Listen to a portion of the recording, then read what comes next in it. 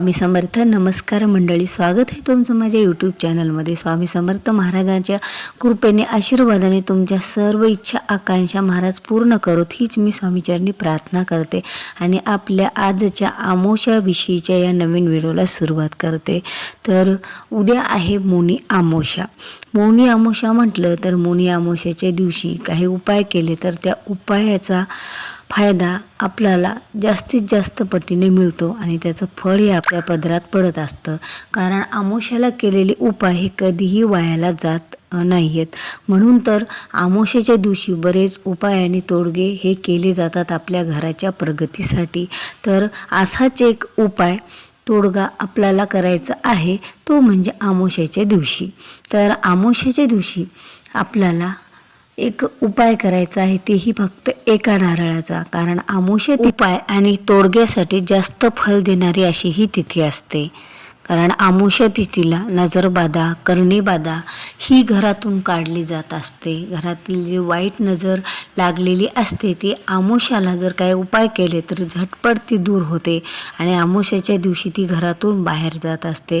कारण जी नजरबाधा असते, जी काही वाईट ऊर्जा असते ती अमावस्याला तिची जी ऊर्जा असते ती कमजोर पडत असते आणि ज्या वेळेला आपण जे उपाय करतो त्या उपायाने ती झपाट्याने बाहेर निघून जाते. यामुळे आपल्या घराची प्रगती ही झपाट्याने व्हायला सुरुवात होत असते. कारण घरात जर वाईट ऊर्जाचा ठाणा असेल, घराला कोणाची नजर लागलेली असेल, बघा आपल्या आजूबाजूला असे बरेच लोक आहेत की त्यांची नजर हे आपल्या घराला लागलेली असते. आपल्या घरात बरेच काही चांगले कार्य होत असतात, काही चांगले कामे होत असतात, तर बऱ्याच जणाला ते आवडत नसतं. आता त्याला आपल्या शुद्ध मराठी भाषेत म्हटलं तर ते देखवत नसतं असं आपण म्हणत असतो. अशा ह्या लोकांची नजर आपल्या घराला लागलेली असते आणि आपल्याला माहीत सुद्धा नसते आणि या नजर लागल्यामुळे आपल्या घरावर याचे वाईट परिणाम पण खूप होतात. आता कोणी करणीबाधा, आपल्या घरावर कोणी करणीसुद्धा करण्याचे प्रकार घडत असतात. कोणी काहीतरी आपल्या घरावर टाकतं आणि त्या कारणामुळे आपल्या घरातली ऊर्जा तशीच राहते नकारात्मक आणि आपल्या घरातील कामे होत नाहीत. आपल्या घरातील चांगल्या कामाला अडथळा निर्माण होतो. आपल्या घरात भांडणे, कटकटी, वादविवाद ह्या गोष्टी होत असतात आणि घरातील जी इडापिडा असते तर खरंच ती इडापिडा मग आपल्याला एवढी त्रास देते ना की यामुळे आपली कामे होताही राहत असतात.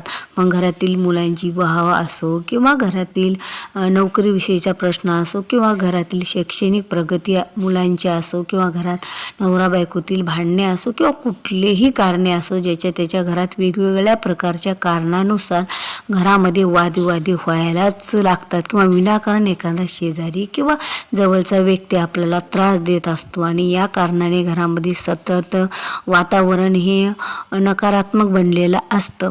आपल्या घरात सगळं काही असून सुद्धा आपल्याला ते भोगता येत नाही आणि आपण विनाकारण टेन्शनमध्ये येतो आणि घरामध्ये अनेक गोष्टी ह्या जशाला तशा घरामध्ये पडून राहतात. तर ह्या सर्व गोष्टीतील जी काही घरातील इडापिडा आहे ती बाहेर काढून टाकण्यासाठी जी मौनी अमावस्या असते ती पौष महिन्याच्या अमावस्या, कारण या दिवशी पौष महिना संपतो. पौष महिना दानाला, स्नानाला विशेष असं महत्त्व असतं.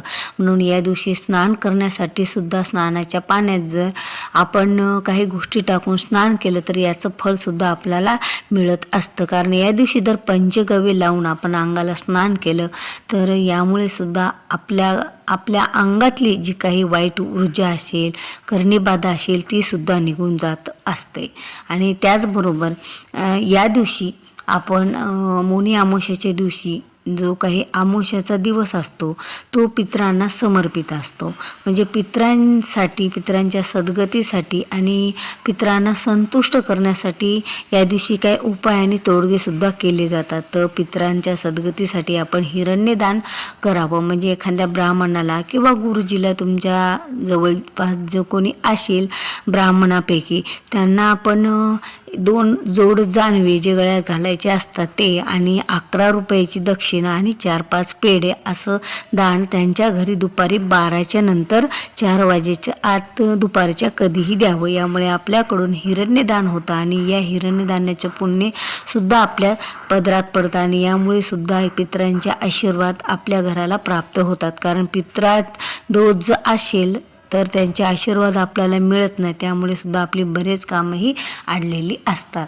तर हे सुद्धा आपल्याला उपाय या दिवशी पितराच्या नावानं करायचं आहे. तर आता आपण या नारळाच्या उपायाकडे वळूया. आता नारळाचा उपाय आपल्याला करायचा आहे. फक्त त्यासाठी आपल्याला एक नारळ लागणार आहे. साबीत नारळ घ्यायचा आणि जी काही शेंडीकडचा भाग असतो, म्हणजे तिथून आपण नारळ सोलण्याचा जो भाग असतो तो असतो, जो आपण जसा कलशावर नारळ ठेवतो, तो ज्या वेळेला तसा नारळ ठेवतो, तर त्या टोकाकडे आपल्याला त्यावर त्रिशूळ काढायचं आहे. म्हणजे त्रिशूळाचं तोंड तिकडं राहिले पाहिजे आणि मागची बाजू ही मागच्या बाजूकडे राहिली पाहिजे. म्हणजे जसा कलशावर नारळ ठेवतो, तो कलशावर नारळ ठेवताना आपण जसा वरचा भाग शेंडीकडचा असतो, तशा शेंडीकडच्या भागाकडे आपल्याला त्यावर शेंद्राच्या साहाय्याने त्रिशूळ काढून घ्यायचं आहे. ते त्रिशूळ काढून नारळाने ओला शेंदूर करायचा आणि त्रिशूळ काढून घ्यायचं अख्ख्या एका नारळावर.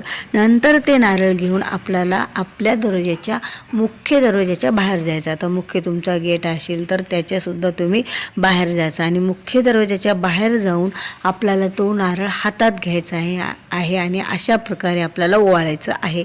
म्हणजे नारळ हातात घेऊन आपल्याला दरवाजाकडे तोंड करून उभं राहायचं आपल्या, आणि तो जे काही टोक असतं त्रिशूळाचा तो आपल्या घराकडे आलं पाहिजे आणि त्रिशूळाचा जो धरायचा भाग असतो तो आपल्याकडे आला पाहिजे.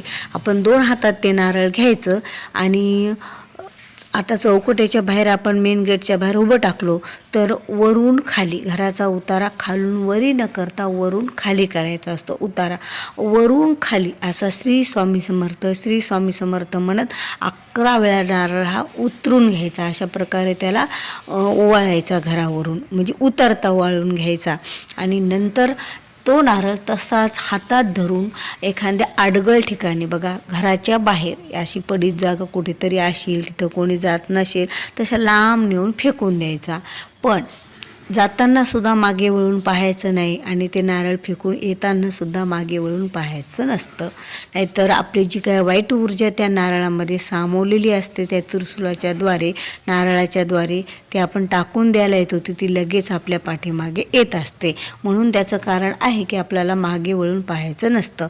मग ते नारळ फेकून देऊन आपल्या घरात यायचं आणि अगोदरच एखाद्या व्यक्तीनं तिथे, नाहीतर आपण स्वतः अगोदरच तिथे पाणी एखाद्या बकेटीत वगैरे ठेवून द्यायचं आणि घराच्या बाहेरच हातपाय धुवून नंतर घरामध्ये प्रवेश करायचा. हातपाय तोंड धुवून म्हणजे फ्रेश होऊन घरामध्ये प्रवेश करायचा आणि स्वामींना देवघरासमोर बसून मुजरा करायचा आणि पाया पडायचा.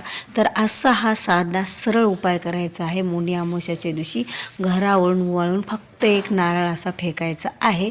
घरातील इडापिडा आणि नजरबारा गर्णीबाधा दूर होईल आणि घराची झपाट्याने प्रगती व्हायला सुरुवात होईल. मग घरातील व्यवसाय असो, नोकरी असो, मुलांची प्रगती, पतीची प्रगती आणि घराची प्रगती ही झपाट्याने आपल्या होत असते आणि घरातील वाईट ऊर्जा ही निघून जात असते. असा सोपा अगदी उपाय घरातील कुठलाही व्यक्ती करू शकते. पण घरातील जर मोठ्या व्यक्तीनं हा उपाय केला तर आणखीनच चांगलं राहील, कारण तो घरातला कर्ता पुरुष असतो आणि घरातले सर्व कामे तो पाहत असतो. जर महिलांनी केला तरीही चालेल आणि पुरुषांनी केला तरीही चालेल. फक्त मुलांना हा उपाय करायचा नसतो, ते लहान असतात, त्यांना एवढी काही माहिती नसते, त्यांच्याकडून काही चूक होईल म्हणून. तर मोठ्यांनीच हा उपाय करायचा. तर असा हा उपाय करायचा आहे आपल्याला फक्त एका नारळाचा उद्या मोनी अमावस्याच्या दिवशी, म्हणजे जी की पौष अमावस्या आहे ती येणार आहे 18 जानेवारी 2026ला. तर हा व्हिडिओ तुम्हाला आवडला असेल, व्हिडिओमधील माहिती आवडली असेल तर व्हिडिओला लाईक करा, शेअर करा. तुम्ही माझ्या चॅनलवर नवीन असाल, अद्याप चॅनलला सबस्क्राईब केलं नसेल तर चॅनलला सबस्क्राईब करा, कारण जेव्हा किंवा मी अशी नवीन माहितीपूर्ण व्हिडिओ माझ्या चॅनलवर अपलोड करेल त्यावेळेला त्याचं नोटिफिकेशन तुमच्या चॅनलवर अगोदर येईल. तर चला भेटूया पुन्हा अशाच एका नवीन माहितीपूर्ण व्हिडिओसोबत. तोपर्यंत श्री स्वामी समर्थ. जय जय स्वामी समर्थ.